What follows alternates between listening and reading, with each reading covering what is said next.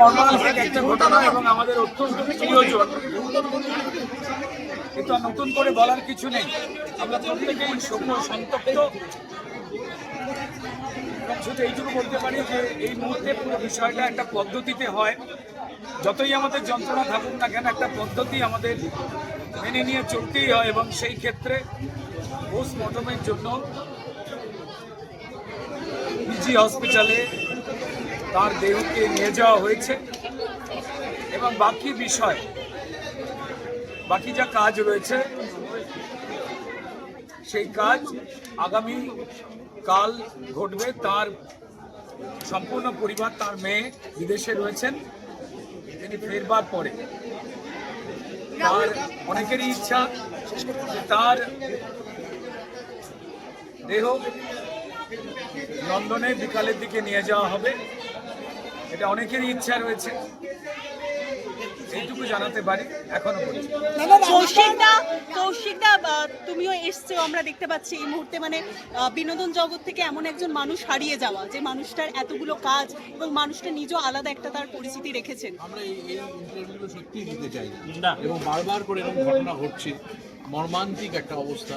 মানুষ চলে যায় ঠিকই, কিন্তু অনেকটার মতো এরকম রাজকীয় রসবোজ্জা, এরকম একটা প্রফাউন্ড সেন্স অফ হিউমার একটা মানুষের, তার এইভাবে চলে যাওয়া কেউ মানতে পারছে না। এখানে যারা মিডিয়ার আছেন তাদেরকে বলবো যে চলে গেছে তাকে তো আটকাতে পারবেন না, কিন্তু তার পুরোনো ইন্টারভিউ, তার ছবি, তার নিয়ে আলোচনা, এগুলো বারবার করে তাকে সেলিব্রেট করুন, যাতে মানুষের কাছে আরও এই দুঃখের সময়টা কোনো রকম ফাঁকা জায়গা না থাকে। অনেক দত্তকে রিপ্লেস করা অসম্ভব, কারণ তার সেই সেন্স অফ হিউমার আমাদের কোথায় কারণ নেই। শিল্পীরা কি কোথাও একটা মানসিক অবসাদে চলে আছেন? শিল্পী জগতে মানুষদের কি এইভাবে বলা হচ্ছে? এই ধরনের মানে এটা ঘটনা, এটা কারুর এটা ব্যক্তিগতভাবে মনে হওয়া, বিষয়টা একদমই সেরকম নয় যে এটা পর্যায়ক্রমিক ভাবে এই ধরনের কিছু হচ্ছে। যা হয়েছে তা মর্মান্তিক এবং তা দুঃখজনক এবং অপূরণীয় একটা ক্ষতি। বিজ্ঞাপন জগৎ এবং সিনেমা জগতে তার কন্ট্রিবিউশন তিনি রেখে গেছেন। আমাদের মনে হয় যে তিনি যে ভালোটা রেখে গেছেন, আমাদের সেইটাকে নিয়েই চলা উচিত। কারণ খুব কম জনকে ঈশ্বর আশীর্বাদ করেন যে নতুন কোনো ধারা, নতুন কোনো বক্তব্যের প্রেক্ষিত আঙিনা একটা করবার। আমার সামনে কৌশিক গাঙ্গুলি দাঁড়িয়ে রয়েছে, একটু আগে আমাদের বন্ধু সৃজিত ছিলেন, আরও গুণী পরিচালক বন্ধুরা ছিলেন।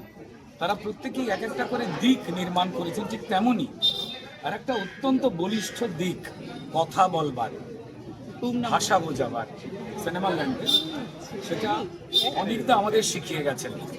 অনেকটা ততদিনই আমাদের মধ্যে আদরের সঙ্গে, যত্নের সঙ্গে বেঁচে থাকবেন যতদিন অনেকটা যে কাজগুলো, সেখান থেকে যদি আমরা কিছু শিখে, কিছু অভিজ্ঞতা নিয়ে আগামী দিনে এগোতে পারি, এটাই বলবো। এবং তার রসবোধ, রসবোধ আমরা যে কারণে বলতাম যে এমন একজন মানুষ যার সঙ্গে মানে উদ্দামভাবে ঝগড়া করতে ভালো লাগে। এই ঝগড়া কিন্তু অন্য চারটে ঝগড়ার মতো নয়, তাত্ত্বিক ঝগড়া। যে রসবোধের জায়গা থেকে এই ঝগড়াটা না হলে আমরা বোধহয় অতৃপ্ত থাকতাম। আজকে না অনেকটা রেগে গেল না আমাদের ওপরে, সবাই মিস করছে তাকে। কালকে আবার বলছি যে এখান থেকে পিজি গেছে,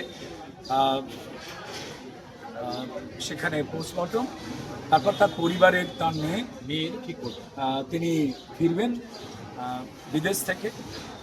নন্দনেও তো যাওয়ার কথা। হ্যাঁ, নন্দনে যাওয়ার কথা রয়েছে। তারপর কেওড়াতলায় শেষ করতে এমনই একটা পরিকল্পনা বা আগ্রহ রয়েছে সবার, এটাই বলতে পারি। আর আমি এটা বলতে পারি যে এত বিদগ্ধ একজন মানুষের এইভাবে চলে যাওয়াতে আমাদের সম্মানীয় মুখ্যমন্ত্রী শুভেন্দু অধিকারী তিনি গভীর দুঃখ প্রকাশ করেছেন, বার্তাও পাঠিয়েছেন, এবং কোনোরকমভাবে এত গুণী মানুষের বিদায় যেন রাজকীয়ভাবে হয় সেই জন্য খেয়াল রাখতে তিনি পুরো সবাইকে দায়িত্বের সঙ্গে থাকতে বলেছেন। যে ছবিটা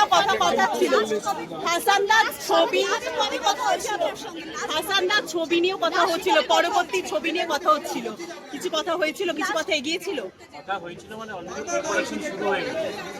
আমরা লাস্ট প্রসিডিংয়ে কথা বলেছি, তার আগে 3-4 দিন আগে আমরা 1 তারিখে মিটিংও করেছি, কিন্তু আনফর্চুনেট 4 নম্বর ছবিটার সেই সময় কি ওনাকে অবসর প্রস্তুতি হ্যাঁ, উৎসবটা শেষ পর্যন্ত কবে? পরশুদিন রাত্রিবেলা আমি নতুন ছবির কনসেপ্ট নোট লিখেছি, যেটা হাসানদাকে কালকে পাঠানো হয়েছে এবং আমাদের হাসানদার সঙ্গে কালকে কথা হয়েছে যে আমরা এবার অনিকদার সঙ্গে বাকিটা নিয়ে কথা বলবো। সেই সময় কি ওনাকে অবসর প্রস্তুত কিছু মনে হয়েছিল? মানে একদম স্বাভাবিক। উনি আমার কনসেপ্ট নোটটা পাওয়ার পরে আমার কাছে ওই ইয়েটাও আছে, এখনো রেকর্ডিং আছে, যেটাতে উনি ওটা নিয়ে কথা বলছিলেন যে এটা একটু পাল্টানো যায় কিনা, এটা একটু করা যায় কিনা। একদম শার্প সেন মাথা, যেটা নিয়ে যেভাবে উনি যে অনিক দত্তকে আমি 2007 সাল থেকে চিনি, সেই অনিক দত্ত।